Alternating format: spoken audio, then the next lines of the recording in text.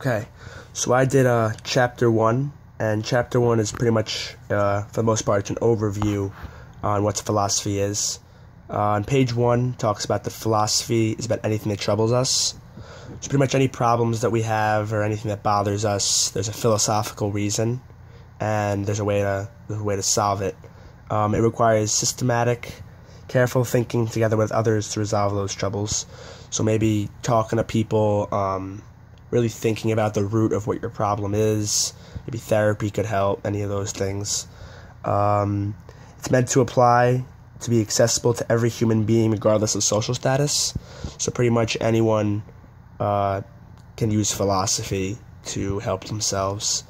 That's on page 1. It starts getting into urban American philosophy on page 2 and 3.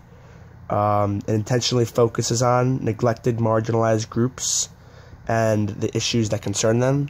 So I think the lot they're talking about here is blacks. A big part of this, of the rest of the chapter, is about how blacks were neglected and they were not treated right. A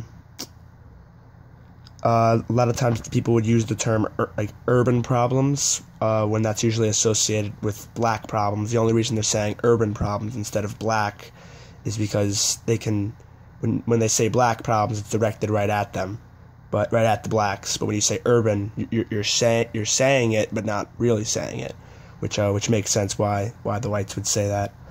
On page 4, it starts getting into the historical origins. This whole problem with the blacks started in the Civil Rights era from 1954 to 1968.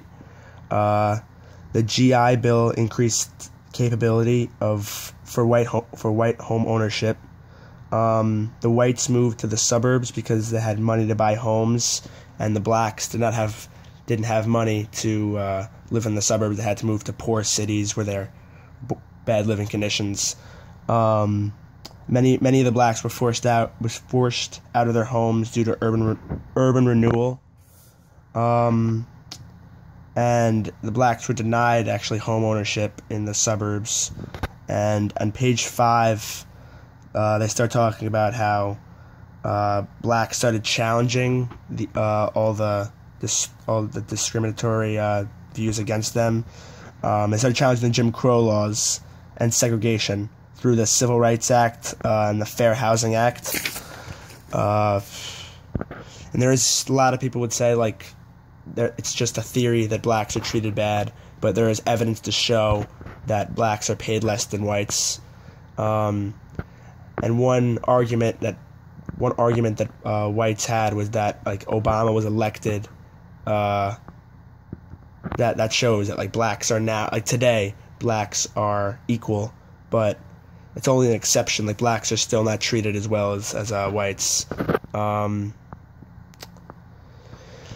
Page 6, it gets into, like, even once segregation was illegal, it became part of culture in many cities. And page 7 starts getting into dog whistle politics. It's pretty much getting across an idea without actually saying it. Like, the whole idea of the urban problems or black problems would be considered dog whistle politics. On page 8, it starts getting into the whole drug problems for blacks. That incarceration for people that were using drugs, selling drugs, jumped from 500,000 people incarcerated to 2.4 million, which is pretty crazy. In only 10 years, it was that big of a jump. And even for a small drug arrest, just for something minor, you can get up to 10, 20 years in prison.